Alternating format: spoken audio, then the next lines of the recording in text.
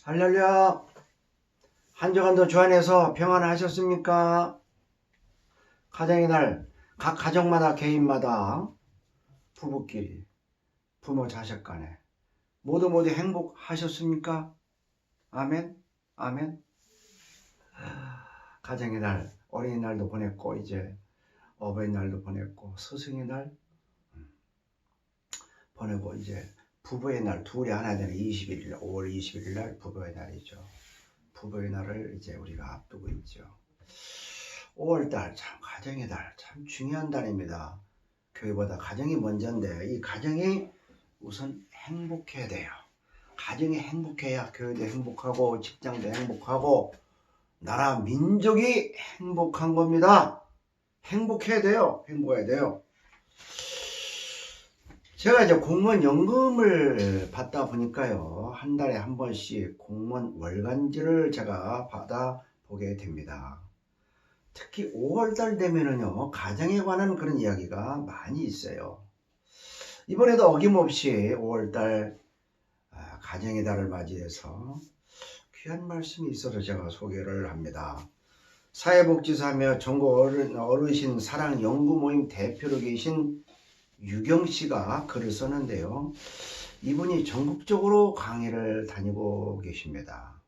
행복한 가정을 위해서, 어르신을 위해서, 자녀를 위해서 어떻게 하면 우리가 행복을 살 수 있느냐 강의를 다니는 분입니다. 그리고 40에서 90까지 책을 쓰셨고 엄마의 공책이라는 책을 쓰셨고 아주 유명한 분이에요. 이 유경 씨가 글을 썼어요. 뭐라고 썼냐면요.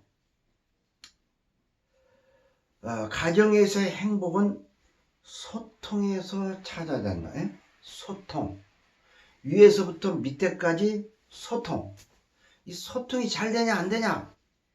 여기에 따라서 소통이 잘 되면 행복하고 소통이 안 된다 불통이다 하면 이게 불행하다는 거예요. 소통을 강조하세요. 부모 자식 간에 자식 자녀끼리 시어머니 며느리 장인 장모 사위 형제끼리 서로 위아래 할 것 없이 소통 이 소통이 그렇게 중요하다는 거야. 자, 그렇다면 이 유경 씨가 소통을 위해서 어떻게 되느냐 이 방안까지 제시했어요. 첫째로 관심을 가지라는 거예요. 관심.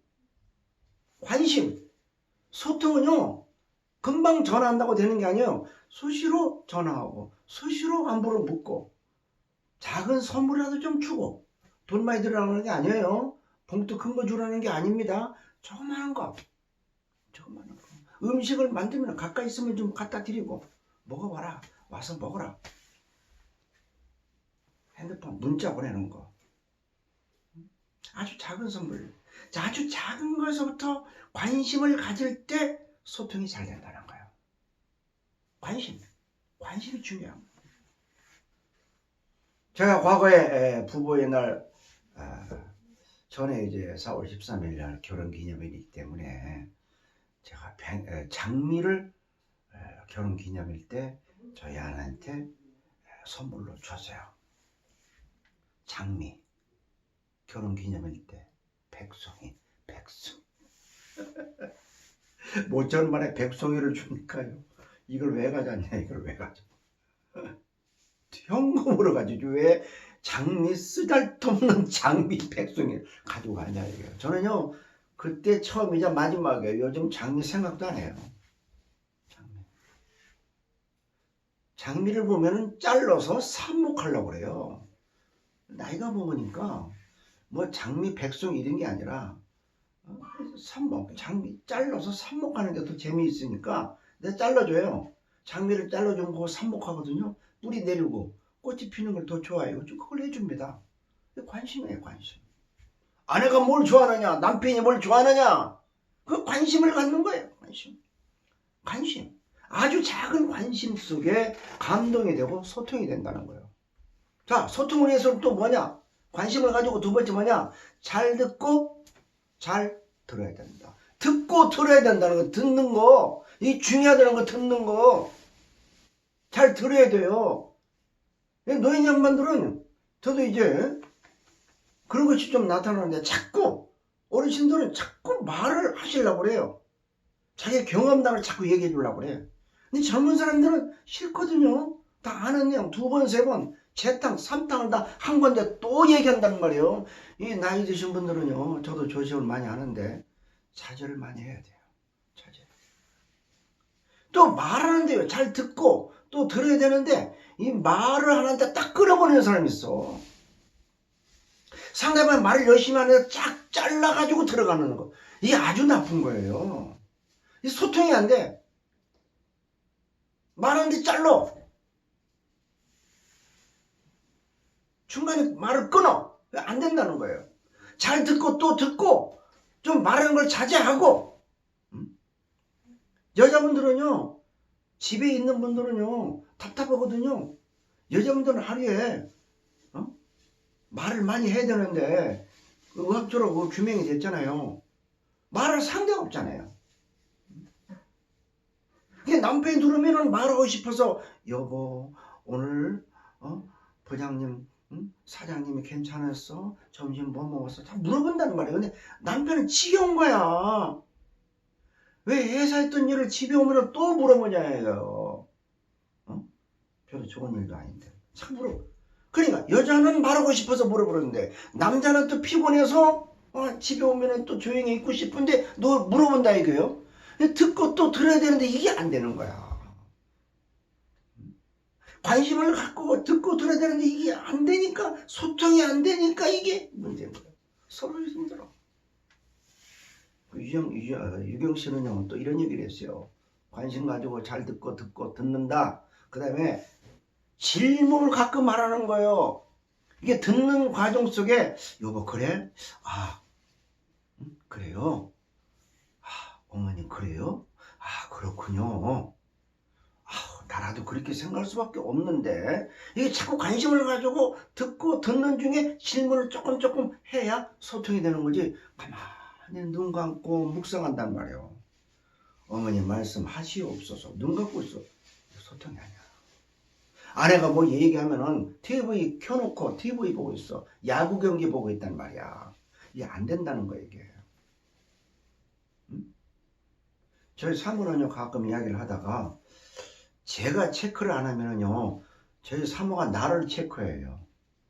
여보 내가 방금 무슨 얘기했지? 제가 피곤해서 깜빡 졸음 잃어버려요. 이거 안 되는 거예요. 난리 나는 거예요 이거. 잘 들어줘야 되는데 질문도 가끔 하고 듣지 못했으니까 잃어버리는 거야. 앞에 있는 내용을. 어떻게 되겠어요? 깨지는 거지. 깨지는 거지. 정신 바짝 들어줘야 돼요. 들어야 돼요.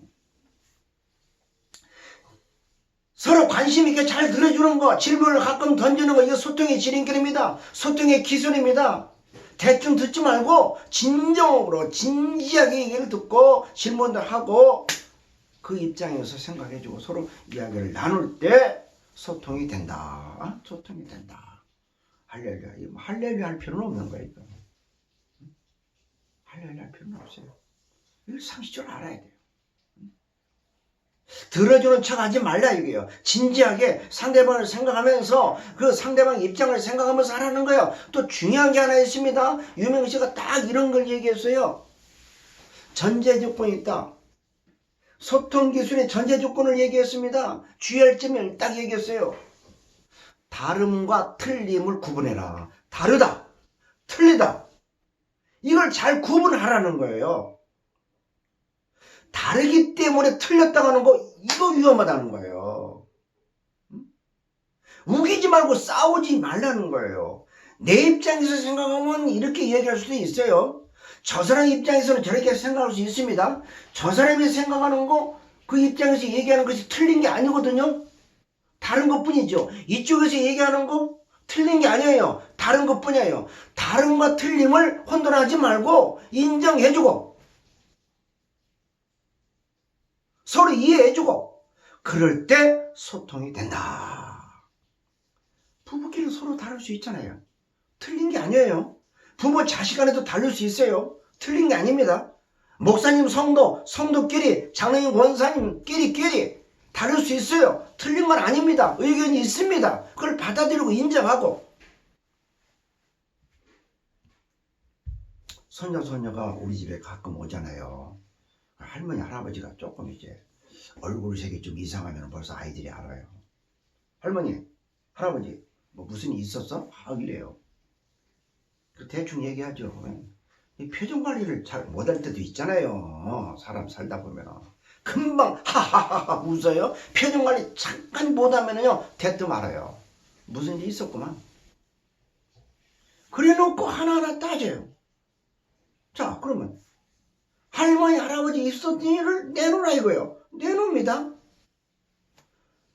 그러면 손자 손녀, 손녀는 제 편이에요. 할아버지 편이에요. 손녀 딸은요 할머니 편이에요. 서로 그 얘기를 듣고 서로 청문회를 합니다. 딱 해요. 시간이 갑니다.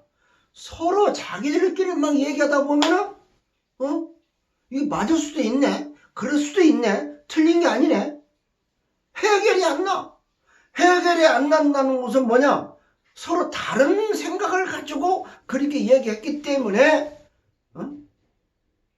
해결이 안 되고 결론이 안 나잖아요. 다름을 받아들이는 것이 지혜입니다. 다름을 인정할 때 비로소 소통이 된다는 거예요. 오늘 이 본문 말씀은요 소통이거든요. 온유한 자, 온유한 자가 왜 복을 받느냐? 온유한 자가 복을 받느냐? 본문을 보면은요 시편 37편은요 소통에 관한 거예요. 본문 말씀은 시편 37편 1절에서 11절까지인데 그 중에 중요한 말씀 11절에 하나 있습니다. 그러나 온유한 자들은 땅을 차지하며 풍성한 화평으로 즐거워하리로다. 시편 37편 1절에서 11절까지 중에 11절 마지막 절에 그러나 그럼 그러나 앞에 뭐예요? 악인들이 나오겠지. 악인들. 온유하지 않는 사람이 나오겠지. 그러나 온유한 사람은 해놓고 복을 받는다는 거예요. 그래서 오늘 말씀의 제목이 온유한 자들의 축복, 온유한 사람들이 받는 축복이 무엇이냐 이거예요. 오늘 말씀을 잘 들으면요 대박 나요. 대박. 수지 맞는 거예요. 온유한 자가 받는 축복. 시편 37편 다윗이 이 말씀을 했는데요. 예수님의 직접 산상수훈이 돼 있잖아요. 마태복음 5장 3절 심령이 가난한 자가 복이 있다. 천국이 그들의 것이다. 5장 4절에 보니까 애통하는 자 나오죠. 그들이 위로를 받는다. 애통하지만 위로를 받는다. 그런데 5장 5절에 보면은요. 온유한 자는 복이 있나니 그들이 땅을 받는다고 했어요. 시편 37편도 땅이 나오잖아요.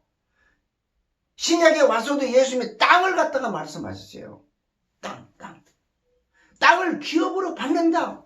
그러니까 마태복음 5장 3절, 4절, 5절까지 쭉 보면은요. 이걸 연결하는 거예요. 연결. 심령이 가난하면 애통하는 자가 되는 거예요. 애통을 하는 자는 위로를 받는데 애통하는 자는 사람은 그는 온유한 사람이라는 거예요. 온유한 사람. 눈물 안 흘리고 슬퍼하지 않는 사람, 애통하지 않는 사람은요 교만해요. 온유하지 않은 거예요. 난폭하죠. 난폭한 사람이 뭐 애통해요? 아니죠. 온유한 사람이 애통하는 사람이고 애통하는 사람이 심령이 가난한 자이기 때문에 이들이 전부 복을 받는다는 거예요. 할렐루야. 시편 37편도 마찬가지예요.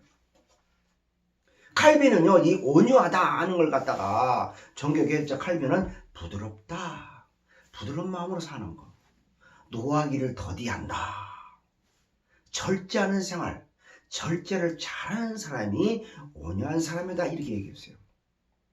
아리스토텔레스는요 자연적 경로에 대해서 관용을 취하는 덕성이다. 덕이 있는 사람이라는 거예요. 열이 납니다. 자연적으로 열을 나게 되어 있어요. 열 납니다. 누구나 열 나게 되어 있어요. 그러나 그것을 관용을 취해가지고 덕을 베푸는 게 이게 온유한 자다. 예수님 온유한 자가 복을 받는다. 땅을 기업으로 받는다.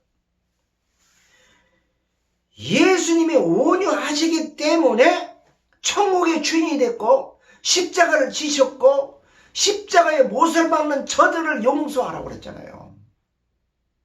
다 이렇다 가요. 온유함의 모범을 보인 분이 예수님이잖아요. 그러니까 이 온유는요, 이 보통 뭐 온유, 뭐 일반적 온유, 뭐 이걸 떠나서 차원이 다른 거예요. 신학적인 온유가, 신앙적인 온유가 있다는 거예요. 신앙적으로 온유가 얼마나 중요하냐. 온유해야 됩니다. 본문을 보면은요, 온유한 자가 받는 거, 악을 행하는 자, 온유하지 못한 교만한 자들이 이 당하는 모든 악을 보면은요, 다 나와 있잖아요. 자, 악을 행하는 자, 2절에 보니까 풀과 같이 속히 베인다. 예측으로 탁 잘라버리면은, 자르는 순간 한 여름철에는 1시간 딱 시들어버려요. 잘라버린다는 거야, 악한 자를. 푸른 채소 놔보세요, 여름철에. 하루에 들어가면은 그냥 쇠잔하잖아요. 10절에 보니까 잠시 후 없어지리다. 잠시 잠깐이면 싹 악한 자들은 없어진다. 그러나 온유한 자는 3절 4절에 보니까 여호와를 기뻐하는 자, 선을 행하는 자, 마음의 소원을 이루어 주신다. 할렐루야. 마음의 소원을 이루어 주신다.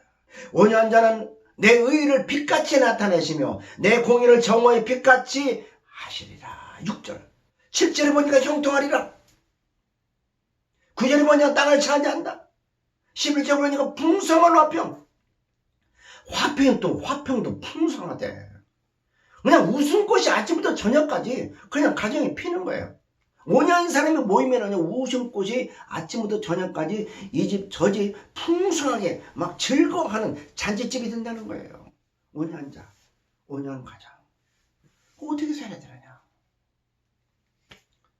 어떤 사람이 온유한 사람이냐? 어떤 사람이 온유한 사람이냐? 첫째로 따라합시다. 넉넉한 사람이 되어야 한다. 넉넉한 사람이 온유한 사람이다. 넉넉하면은 온유한 자가 되는 거예요.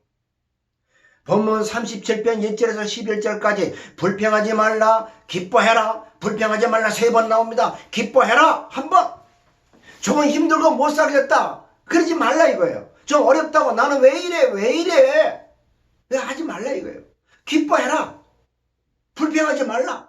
넉넉한 사람이 되라는 거야. 넉넉한 사람이 됐을 때 온유하다. 분노하지 말라. 낙심하지 말라. 자기 자신을 잘 다스리라 이거예요. 셀프 컨트롤. 내 자신을 내가 다스려야지 누가 다스려줘요. 아버지가 나를 다스려줘요. 자식이 나를 다스려줍니까? 남편이 아내가 남편이 아내가 목사님이 성도를 장로님이 목사를 다스려 안 돼요. 엊그제 연세대학교 철학자 명예교수 김영석 교수가 또 나왔습니다. 그분이요 지금 연세가 100살 하고도 2살 110세까지 사실 것 같아. 지금도 정정하셔. 그분이요 제가 지난번 또 말씀드렸을 거예요. 100세 때 102세 때 엊그제 딱 하는 말씀이 사람이 행복하게 살려면은요 행복하게 살려면은 2가지가 있어야 됩니다. 첫째는 공부하세요. 공부하세요. 열심히 배우라 이거예요. 2번째 일하세요. 일거리를 찾으세요. 그냥 나이 먹었다고 빈둥빈둥 놀지 말고 뭐라도 해라. 전문적인 것을 기술을 배우고 일해라. 좀 움직여라. 공부해라. 손자한테 배울 게 있으면 배워라. 자식한테 배울 게 있으면 배우고 부모한테 배울 게 있으면 배우고 책을 보고 성경을 보고 좀 배워라. 말씀을 듣고 좀 배우고 일해라. 행동을 옮기라는 거야. 배우는 것을 행동을 옮기라는 뜻이거든요. 이게.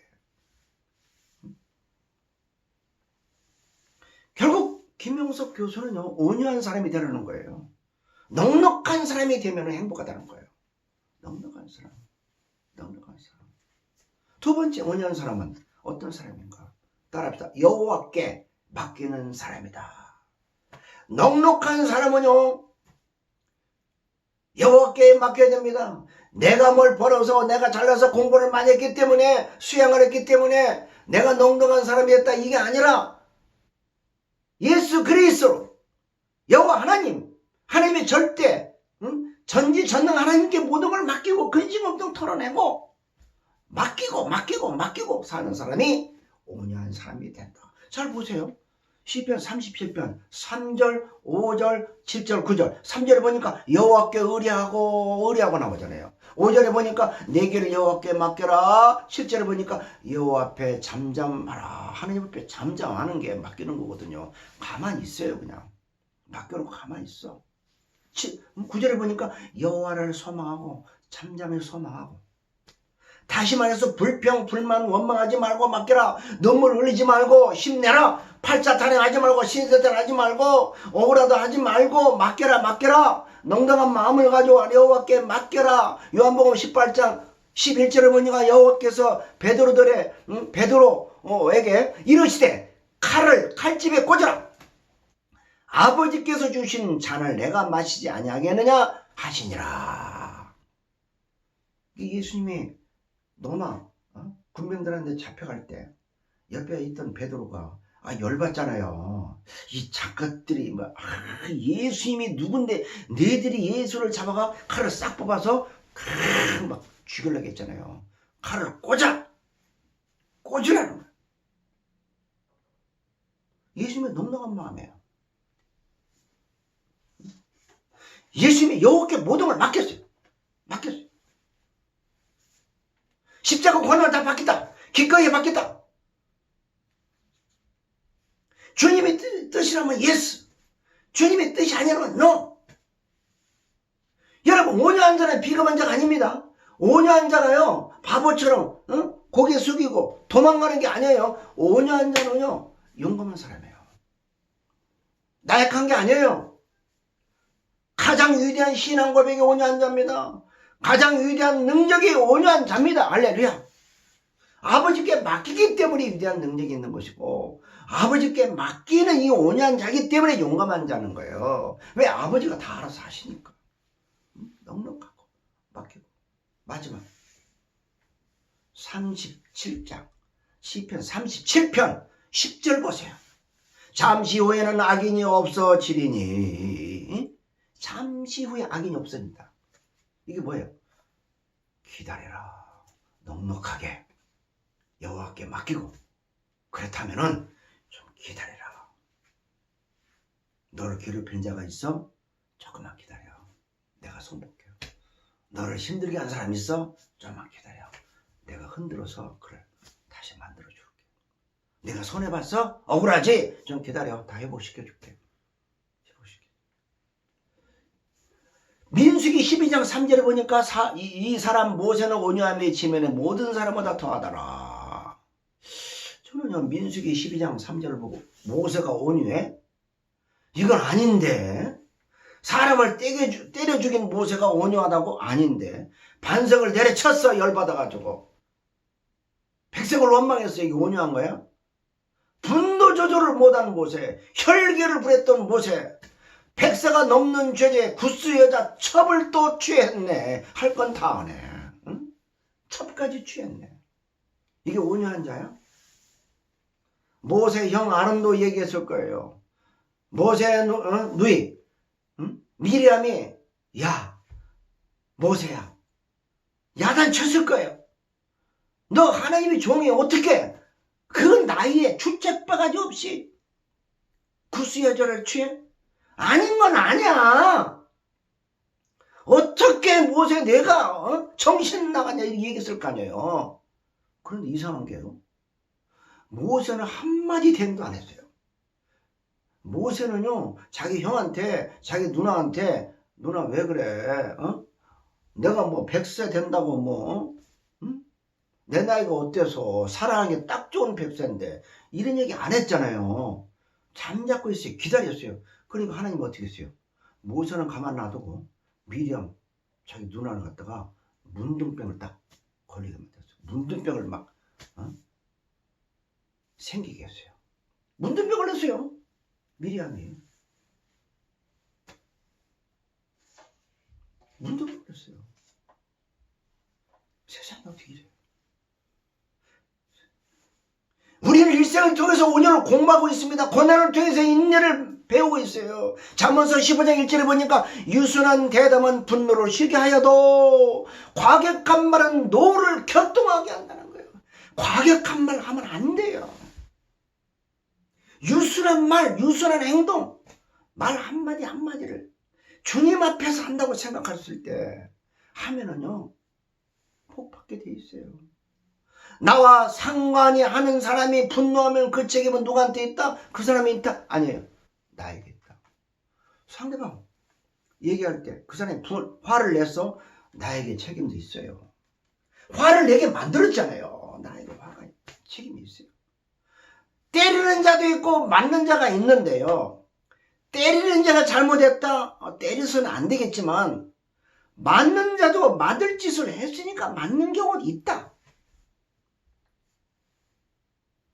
넉넉하게 하나님께 맡기고 예수 그리스도를 바라보고 최후의 승리를 얻을 때까지 기다리는 것이 오늘 말씀의 핵심이에요. 여러분 코로나19 때문에 열받는 게 얼마나 많습니까? 사업도 안 되고 직장생활도 어렵고 구조조정 들어가고 뭐 세상에 할 게 있어야지. 할 게 있어야지. 넉넉해지고 맡기고 기다리는 거. 이거밖에 없거든요. 이거밖에 없어요. 목사님, 그거 쉽지 않거든요. 그거 어려워요. 그거 어려운 거 어떻게 합니까? 딱 하나 방법을 알려드릴게요. 비결. 따라합시다. 내 삶의 주인을 내가 아니라 내 주인을 바꿔치기라. 응? 나의 인생, 내 삶의 주인이 내가 아니라 아버지가 아니라 아들이 아니라 예수 그리스도가 내 삶의 주인이라는 거예요. 주인. 주인이 바뀌면은 넉넉해지고 바뀌면은 맡기게 되고 바뀌면은 기다리게 됩니다. 억울해도 얻어맞더라도 기다리게 되는 거예요. 주인이 있으니까. 주인이 알아서 다 해주니까. 사단의 주인은 뭐합니까? 사단. 예수 그리스도가 주인이 아니고 사단의 주인이 된다. 너 자신만 생각해. 이게 속삭이는 거 사단이. 사단은요 내 기분이 좋으면 되는 거야. 뭐 딴 사람 생각하지 마. 오늘 필요 없어. 내 인생 내 삶은 결국 네 거거든. 네가 알아서 네가 원하는 대로 잘 살아가. 이게 사단이거든요. 여러분의 삶을 누구한테 맡기겠습니까? 여러분의 삶의 주인이 누구냐 이거예요. 삶의 주인이 누구냐? 온유한 자는 복을 받습니다. 최후의 승리를 얻습니다. 기도하겠습니다. 하나님 아버지, 온유한 자가 되어서 주님이 주시는 축복을 다 받는 승리하는 삶이 되도록 역사하옵소서. 예수 그리스도의 이름으로 기도합니다. 아멘. 할렐루야.